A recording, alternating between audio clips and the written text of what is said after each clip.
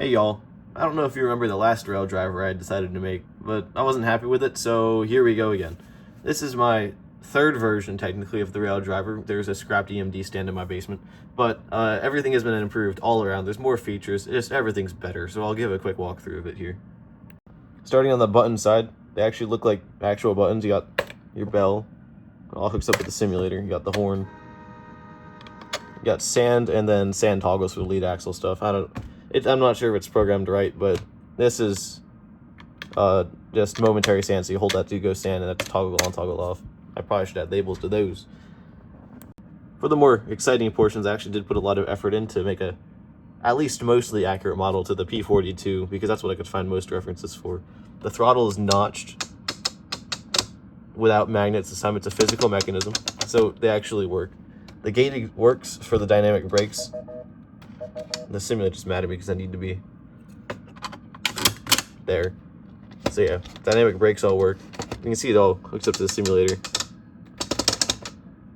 I haven't added labels for throttle notches or anything yet, but yeah, the reverser key is removable. The brake handle, it doesn't have the raised positions like the actual one does. It's completely smooth, but it does latch into handle off and then also into emergency, where you can just dump the PCS, which I think is pretty fun. The independent brake is all smooth, but it does spring back in the bail off position. I'm aware that with this style it's supposed to be pulling up on the ring, but I never got around to it. So yeah, bail off there. That's about it for everything. In terms of simulator compatibility, I've gotten it working pretty much flawlessly with the Run 8 UDP system, so everything here is all UDP based. There's no keybinds or anything.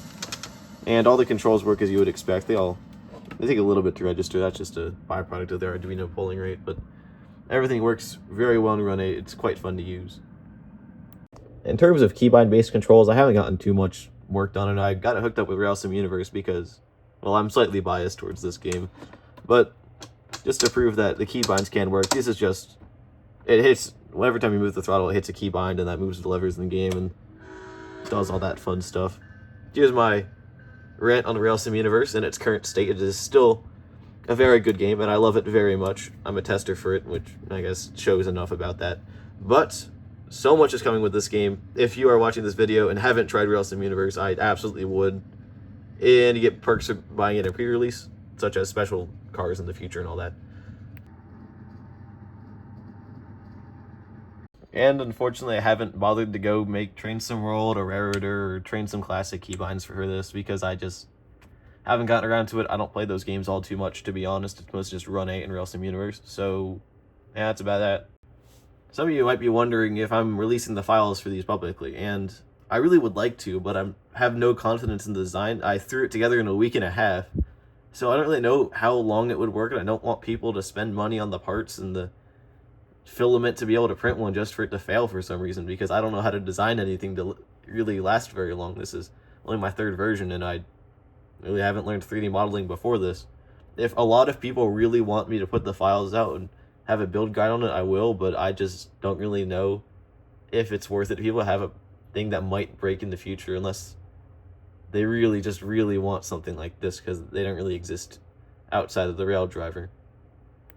And if you're wondering about the cost of it, it's about the same as the last one, just roughly 80 bucks. I didn't do the full math on it, but they're at $80 or so is the ballpark I would go in for cost of the Arduino, the potentiometers, and the filament.